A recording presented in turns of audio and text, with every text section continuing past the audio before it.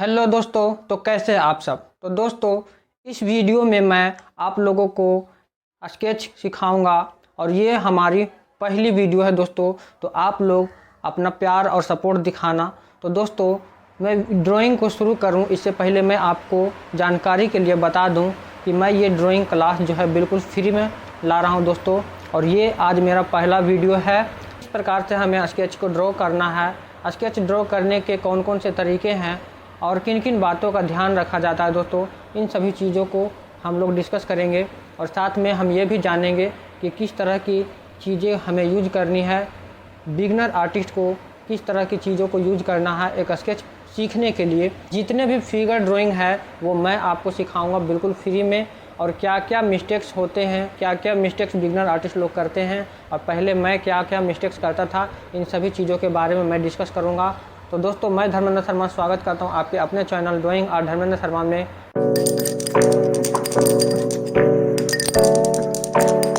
तो सबसे पहले हम बात करते हैं पेपर। तो पेपर के लिए आपको ब्रश टो, ड्राइंग, हाईवेट, मीडियम सरफेस की ज़रूरत पड़ेगी दोस्तों। ये drawing paper almost best paper है दोस्तों। सभी बिगनर आर्टिस्ट लोग भी इसे यूज करते हैं और प्रोफेशनली भी यूज करते हैं, क्योंकि ये पेपर एकदम मीडियम सरफेस में है और आप इससे एकदम हाइपर रियलिस्टिक तो नहीं कह सकते दोस्तों, लेकिन हाँ कुछ हद तक आप रियलिस्टिक ड्राइंग इस पर बना सकते हैं, क्योंकि मैंने इसको ट्राई किया है और काफ़ी अच्छे रिजल्ट आते हैं दोस्तों। और इस फाइल का जो ड्राइंग है ये ऑलमोस्ट इसी पेपर का यूज़ करके मैंने बनाया है। मैं आपको एक एक करके ड्राइंग दिखाऊंगा, ठीक है। तो आप लोग देखना। ये वाली जो ड्राइंग है दोस्तों, ये भी हाईवेट मीडियम सरफेस का उपयोग करके ही बनाया गया है। इसका मैं आपको फुल वीडियो थोड़ा सा दिखाना चाहूँगा। तो देखो दोस्तों, ये ड्राइंग आप लोगों को कैसी लग रही है, ठीक है, कमेंट बॉक्स में ज़रूर बताना। तो इस तरह का रिजल्ट पाने के लिए दोस्तों आपको इस तरह का पेपर का यूज करना ही पड़ेगा दोस्तों। ये तो वाटर कलर पेपर है, ये अलग सा चित्रपट का पेपर है दोस्तों। तो इसके बारे में हम बाद में बात करते हैं। हम आपको एक और ड्राइंग दिखाना चाहूँगा जो इस पेपर का इस्तेमाल करके हमने बनाया है। तो ये दोस्तों, ये वाला जो ड्राइंग है ये भी इसी पेपर का इस्तेमाल करके मैंने बनाया है। तो आप देख सकते हैं कि कितना अच्छा रिजल्ट आ रहा है दोस्तों। और तो इस पेपर की खासियत हमें अब ज़्यादा बताने की ज़रूरत नहीं है। आप लोग देख लीजिए खुद यहाँ किस तरह के रिजल्ट आते हैं इस पेपर का यूज करके, ठीक है। ये भी इसी पेपर पर ड्राइंग बनाया हुआ है और ये भी जो ड्राइंग मैंने बनाया है दोस्तों, ये भी इसी पेपर का इस्तेमाल करके बनाया है, ठीक है। तो ये तो रही पेपर की बात दोस्तों। ये तो मैंने आपको एक एग्जाम्पल दिखाया है। और अब मैं बात करता हूँ कि आपको एज ए बिगनर प्रैक्टिस करने के लिए कौन से चीज़ों की ज़रूरत पड़ेगी दोस्तों। तो आप इस तरह का जो क्लासमेट का जो एक बुक आता है, ठीक है, क्लासमेट का जो एक कॉपी आता है, ड्राइंग पेपर है इसको बोल सकते हैं, तो आप इसको भी यूज कर सकते हैं एज ए बिगनर।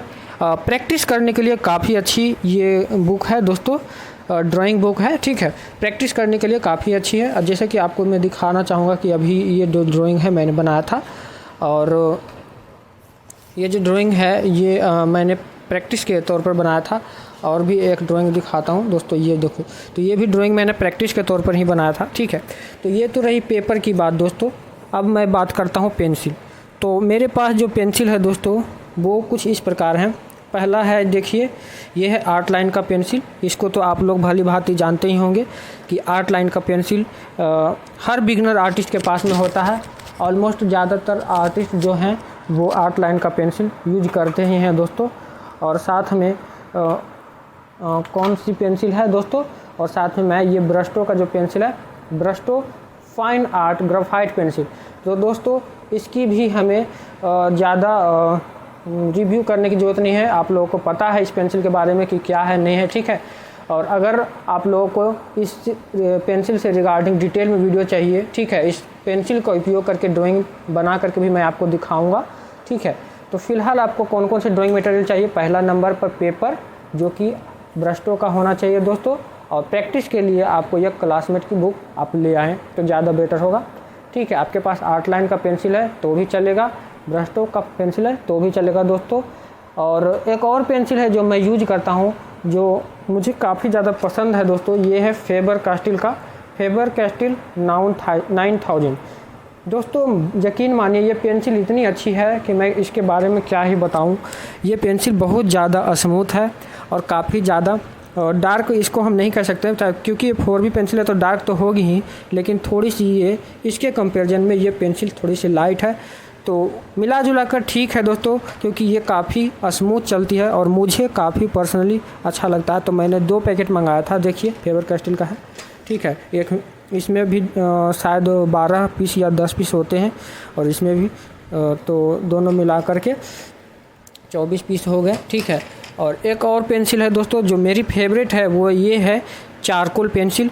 तो इसकी भी ज़रूरत आपको पड़ेगी, कैमलिन चारकोल पेंसिल, ठीक है।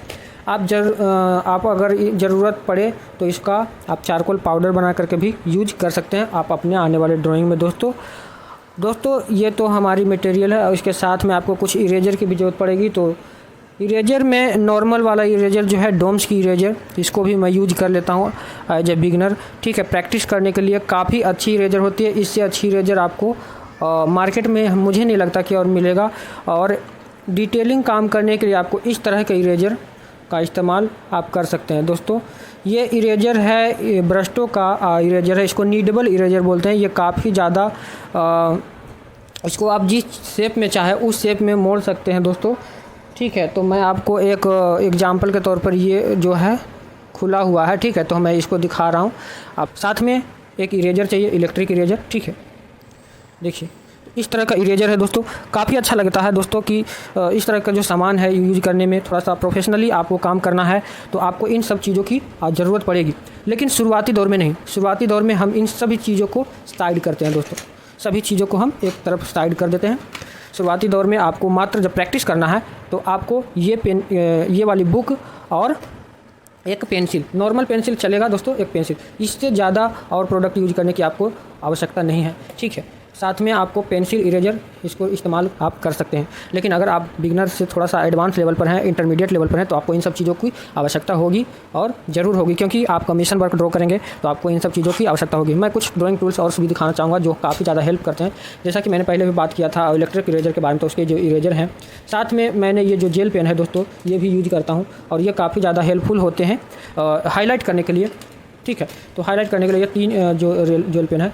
और ये वाला जो है दोस्तों 0.5 mm की मैकेनिकल पेंसिल का जो लीड होता है दोस्तों ये है, और ये भी 0.5 mm की 4B लीड है, ये 2B लीड है। इससे मैं फेस शेडिंग करता हूँ और इससे मैं आईब्रो, आईज, इन सभी चीज़ों का इस्तेमाल करता हूँ। साथ में ये टोम्बो मोनो का जो इरेजर है दोस्तों, ये भी आपको काफ़ी ज़्यादा हेल्प करता है डिटेल से काम करने में, हाईलाइट करने में, ठीक है दोस्तों। तो इन सभी चीज़ों की आपको आने वाले टाइम में आवश्यकता पड़ेगी, 100% पड़ेगी। लेकिन फ़िलहाल के लिए आप मेरे साथ ज्वाइन किए हो, आप मेरा क्लास ज्वाइन किए हो, तो आपको ज़्यादा कुछ नहीं लेना है। सिर्फ मैं आपको यही रिकमेंड करूँगा कि आप ये वाला बुक लें और साथ में आपके पास कोई भी पेंसिल, अप्सरा, डोम्स या जो भी पेंसिल आप यूज करते हैं HB का, वो ये यूज कर सकते हैं दोस्तों। तो चलिए इसका इस्तेमाल करके, ठीक है, एक फेबर कास्टिल का जो पेंसिल है दोस्तों, इस पेंसिल का इस्तेमाल करके और इस बुक का इस्तेमाल करके एक अच्छा सा प्यारा सा ड्राइंग बनाते हैं, ठीक है। तो लाइटली ड्राइंग बनाते हैं और मैं आपको डिटेल से समझाने की भी कोशिश करूँगा कि क्या कैसे काम करता है, ठीक है, और किस तरह से मैं आपको बताऊँगा। तो चलिए दोस्तों, आपको क्लासमेट और फेबर कैस्टिल का इस्तेमाल करके जो मैं ड्राइंग बनाया हूँ वो अगले आने वाले वीडियो में मिल जाएगी दोस्तों। ये वीडियो काफ़ी ज़्यादा लंबी हो गई है, इसलिए मैं इस वीडियो को यहीं पर एंड करता हूँ। अगर आपको मेरी ड्राइंग वाली वीडियो देखनी है तो आपको मेरी अगली वीडियो का इंतज़ार करना होगा। Thank you. आप अपना ख्याल रखें, अपने फैमिली का ख्याल रखें। Bye bye.